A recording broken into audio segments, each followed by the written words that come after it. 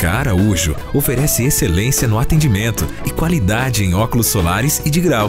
Possui tecnologia de ponta, Roya e Varilux para tirar medidas digitais em 3D diretamente na armação escolhida, eliminando possíveis erros e proporcionando exatidão na confecção de seus óculos. A equipe da Ótica Araújo é uma das equipes de técnicos em óptica mais antiga da cidade.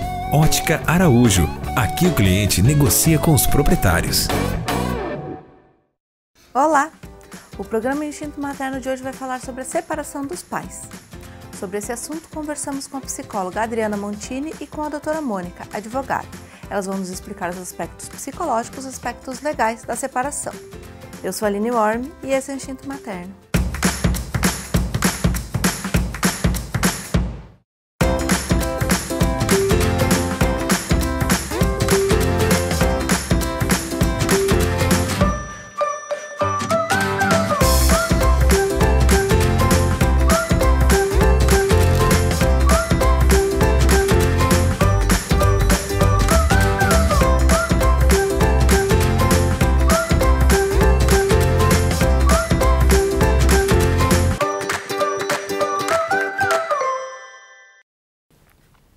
Pessoal, estamos aqui com a psicóloga Adriana Montini. Ela vai conversar com a gente sobre como explicar para os filhos a questão da separação dos pais.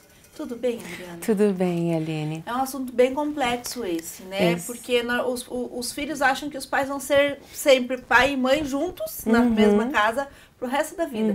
E às vezes não acontece isso, né? É tão comum a separação hoje em dia. Hoje em dia tá comum e assim, Aline, o que esses pais precisam ficar atentos é: criança sente o clima dentro de casa, criança percebe tudo que está acontecendo, por mais que o pai e a mãe não briguem na frente deles, não discutam, mas às vezes aquele silêncio, aquele luto velado, aquela coisa, não toque no assunto, a criança sente e sente muito. O que é imprescindível os pais começarem a explicar para a criança quando eles, entre eles, decidiram que há a separação. Que o papai e a mamãe não vão mais morar na mesma casa. Mas que eles vão continuar amando. Exatamente. Que quem vai separar é o papai e a mamãe. Filho é sempre filho, que eles vão ser sempre filhos, vão ser sempre amados, que eles vão ter horários para se ver, mas o papai e a mamãe estão sempre disponíveis. Eles precisam saber que eles podem contar com a ajuda e com a proteção desse pai e dessa mãe. Porque filho tem que entender outra coisa também, Aline, que eles não foram culpados, que às vezes eles pensam assim: ah, porque eu deixei a minha cama sem arrumar, que a minha mãe tanto pediu. Porque eu não lavei a louça. É porque eu não lavei a louça, a culpa foi minha. Porque criança e pré-adolescente, eles têm muito essa coisa de é tudo meu, o mundo é meu, o mundo gira em torno do meu umbigo. E tudo é culpa deles também. E eles se sentem muito culpados na separação de um pai e de uma mãe.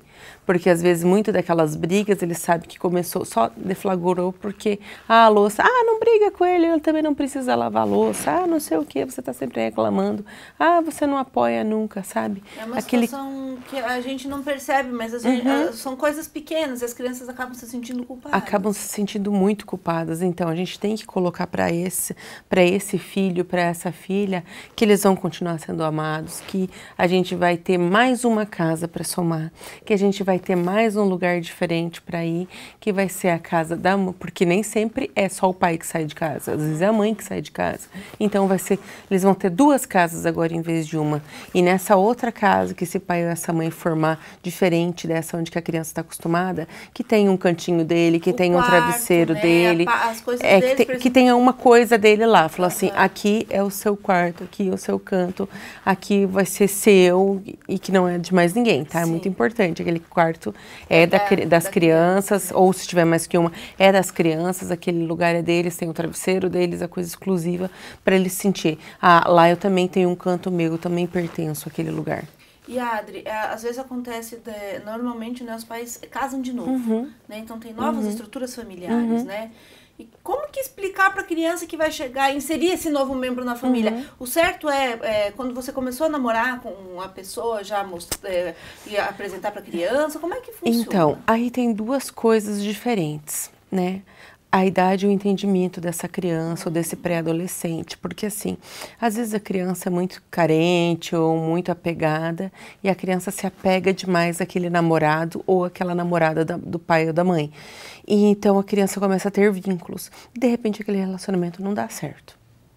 E daí a criança vai começar fazer vínculo, quebrar vínculo, fazer vínculo, quebrar vínculo. Isso não é muito legal.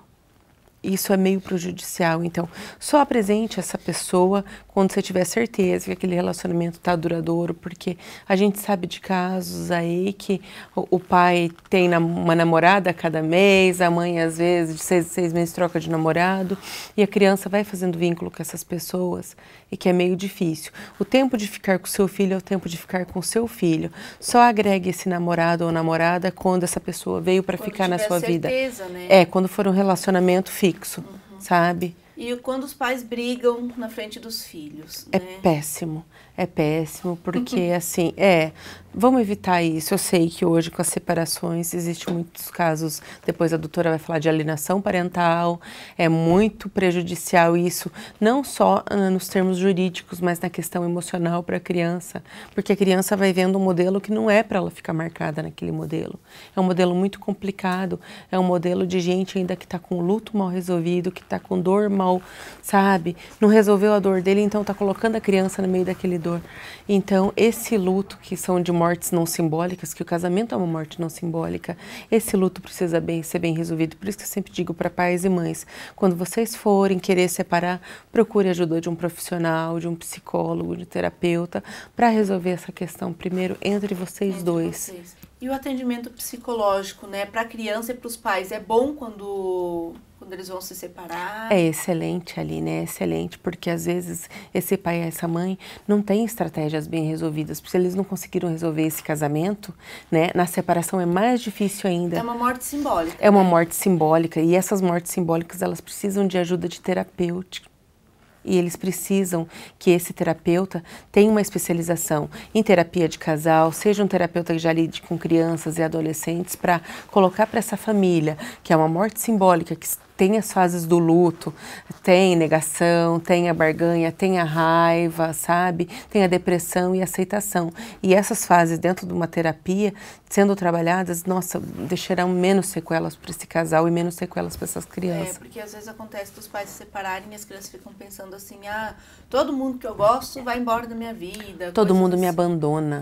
E essa sensação de abandono é muito prejudicial para essa criança, sabe? Por isso que eu até falei antes, cuidado com esses novos namorados, cuidado com esse vínculo que a criança faz, senão todo mundo abandona. Ela já sofre às vezes de abandonar essa casa ou de trocar por gente diferente. Ela sofre até quando a gente troca de empregada em casa. Imagina quando pais se separam. Pois é. Muito obrigada pela sua entrevista. Eu que agradeço, Aline. Pessoal, vamos para um rápido intervalo e já voltamos.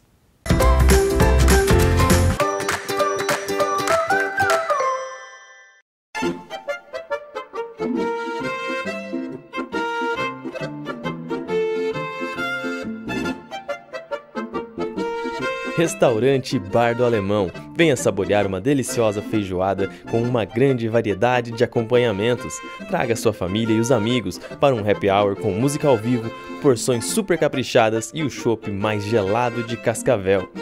Restaurante e Bar do Alemão, onde todos falam a mesma língua. No oeste do Paraná, o tratamento de doenças do aparelho digestivo tem um nome: Gastroclínica Cascavel. Fundado em 1989, o Centro Médico tem em sua filosofia a atualização dos recursos tecnológicos, a qualificação do corpo clínico e a humanização no atendimento. Aqui, todos são especialistas em promover qualidade de vida. Gastroclínica Cascavel. Tecnologia e humanização mais perto de você.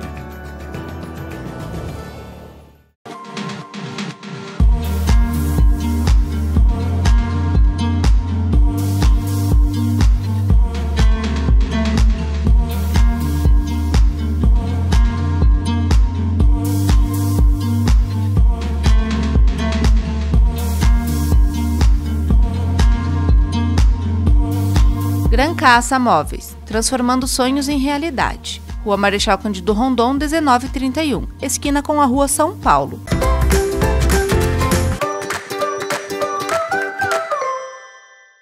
Hoje eu estou usando uma blusinha da coleção de outono e inverno da loja Getamo. A loja Getamo fica na Rua Paraná, número 3000, sala 4. Esse é um look tal mãe, tal filha, vocês podem ver na foto minha com a Heloísa. Ele é bem gostoso, bem confortável e quentinho para esses dias de inverno. Pessoal, voltando agora do intervalo, vamos conversar com a Mônica, ela é advogada, ela vai nos explicar os aspectos legais da separação dos pais. Tudo bem, Mônica? Tudo bem, Aline, e você? Tudo certo. Então, os pais resolvem se separar, né? É uma situação um pouco complexa. E como fica a questão da legalidade da criança? Normalmente ela fica com a mãe, né? Na verdade, as pessoas têm esse mito de que normalmente ela fica com a mãe. Nem sempre ela fica com a mãe. Isso vai depender de características do casal, se essa mãe realmente tem condições de cuidar dessa criança, né? Promover a ela uma educação correta, uma condição psicológica, né? Então, hoje em dia, o que prevalece na justiça, na vara de família, tem sido a guarda compartilhada. É claro que há de ser analisado caso a caso, né, porque há situações específicas em cada caso, mas normalmente, não que sempre fica com a mãe, normalmente quem fica é a mãe. Mônica, e o que vem a ser a guarda compartilhada? Ela é diferente da guarda alternada? É diferente, as pessoas confundem muito, né? A guarda alternada, ela diz mais sobre tempo, né? Onde a criança fica, por exemplo, 3 dias com o pai, 3 dias com a mãe. Eles alternam entre os dias, alternam os períodos de tempo em que essa criança vai ficar com um genitor ou com outro. Já a guarda compartilhada, ela é compartilhada no que diz respeito a tudo, não só ao tempo. Eles compartilham os deveres, os direitos da criança, né? Questão de educação, escolha de escola, escolha de médico, todas essas situações do dia a dia da criança, né, no sentido de que a criança seja assistida pelos 2 genitores. Sim, e não só por um. Por mais que ela more, por exemplo, só com o pai, a mãe também vai ter direito e legalidade sobre o que acontece na vida da criança. Isso, ela pode ser compartilhada e o tempo pode ser, por exemplo, só com a mãe. Vamos dizer, ela pode ser compartilhada mesmo que o pai esteja morando fora, numa outra cidade, até mesmo num outro país. Mas que esse pai presencie e atue diretamente na vida da criança, nas escolhas, né, na educação da criança. O compartilhar da vida da criança, não só de tempo. Não só de tempo, isso, né? Então, os pais se separam, Mônica. Quem que determina a questão das visitas? É o juiz ou eles podem mesmo fazer um acordo entre si? Pode fazer um acordo entre si e se não conseguir chegar nesse denominador, aí uma decisão judicial vai suprir. Normalmente, quando há casos de separação de divórcio consensual, que é o amigável que a gente fala, os pais procuram definir horários que fica melhor. Pode ser de forma livre, pode ser especificado cada 15 dias, feriados, alternados, enfim. Ou então, se os pais não conseguirem chegar nesse consenso, que muitas vezes acontece. Normalmente acontece. Aí quem vai suprir isso é uma decisão judicial ou num processo de guarda, num processo de regulamentação de visitas ou até no próprio divórcio. Sim, então a questão da alienação parental também é bem complicada, né? Sim, a alienação parental é um tema muito discutido hoje, né? Porque o que tem acontecido é os pais usarem a criança como uma moeda de troca. Então eu fico com a criança, eu atinjo você não deixando você ver a criança, ou mesmo desqualificando a sua conduta como pai ou como mãe com essa criança. E aí a criança fica numa posição delicada porque quer agradar o pai, quer agradar a mãe, e às vezes não tem uma preparação psicológica, né? Então é importante ficar muito atento em relação a isso, para que essa criança não venha a ser prejudicada e nem o genitor que está sendo desqualificado, né? Que é a vítima da alienação, no caso. E a outra questão é a pensão. Como que está a lei da pensão hoje no Brasil? Olha, ela teve algumas mudanças agora com essa novidade do novo código, né? Então, a pensão, normalmente, na guarda compartilhada, os pais, eles acabam dividindo atribuições de valores, um paga uma coisa, outro paga outra, ou paga quando está com ele, né? Agora, a guarda, quando um tem a guarda e o outro tem apenas o direito de visita, normalmente aquele que não tem a guarda é aquele que paga essa pensão. Então, essa pensão paga vai suprir as necessidades da criança, mas se vem a ter outras necessidades, também devem ser supridas. Importante só lembrar que os 2 genitores têm essa obrigação de sustento dessa criança, não só aquele que não está com a guarda, porque aquele que está com a guarda também. Então, é uma via de 2 mãos, né? Então é pago e tudo mais. Agora, tem até um novo entendimento de que aquele que não paga a pensão corretamente pode até ser inscrevido no Serasa agora. Nossa! Vai ficar com o mal pagador. Vai ficar com o nome sujo Vai ficar com o nome sujo, porque é um direito da criança irrenunciável. né? Tudo bem, os pais se separaram, a mãe trabalha, tem a sua condição, o pai não vai pagar para a mãe, mas para a criança não pode renunciar a esse direito, nem aquele genitor que vai ficar com a guarda. Então é uma obrigação legal mesmo do dever de sustento, né? Essa criança não pode ficar desassistida em razão dos pais não estarem juntos ainda, juntos. Né? Mônica, a gente vai falar da questão da pensão. Até que idade que é pago essa pensão? Essa idade, normalmente o pessoal costuma dizer assim, até os 18. Mas se esse filho, se essa pessoa vem a ter essa necessidade após os 18, por exemplo, com um curso curso superior, ou mesmo um curso técnico, ou mesmo um curso profissionalizante, enfim, pode ser estendido até o término desse curso. Ou ainda, caso essa criança, esse filho, né? A gente fala criança, mas já vai ser maior. A necessidade, por exemplo, não pode trabalhar, tem uma deficiência que o impossibilite, e aí tem essa necessidade, aí infelizmente não tem prazo. Aí o pai ou a mãe, que é o pagador desses alimentos, pode ajuizar aí uma exoneração ou mesmo uma revisão de alimentos ao longo desse percurso, conforme mude a realidade dessa pessoa que necessita. Da família. E o valor ainda é os 30%, os famosos, que todo mundo fala assim, é 30% do meu salário, ainda continua assim ou é? Isso é um entendimento jurisprudencial que a gente fala. Sim. Na verdade, a maioria dos casos é os 30%, mas isso não está previsto na lei como 30% certo, escrito, 30%, né? Isso. Então, o que acontece? Isso vai depender muito da necessidade da criança e da possibilidade do pai que está pagando a pensão. É um binômio que a gente fala, necessidade, possibilidade. Né? Então, não adianta o pai, às vezes, passar fome e a criança viver super bem, e nem vice-versa. Então, o juiz vai analisar, né, quais as condições que esse pai tem de suprir o sustento da criança sem prejudicar o próprio. Né? Então pode ser aí um salário mínimo, meio salário, pode ser uma porcentagem sobre o salário que esse pai ou essa mãe recebem. Isso vai depender de acordo com cada caso. Não há assim 30%. Sim, não está escrito na lei. Não. Né? Então tá certo. Muito obrigada pela sua entrevista. Obrigada a Mônica. você. O programa de hoje falou sobre a separação dos pais. Esses e outros assuntos você encontra em nosso Facebook, facebook.com/Programa Instinto Materno. Fiquem ligados na programação da TV Medicina e Saúde, Mais Que Uma TV, um canal de saúde para você. Até mais!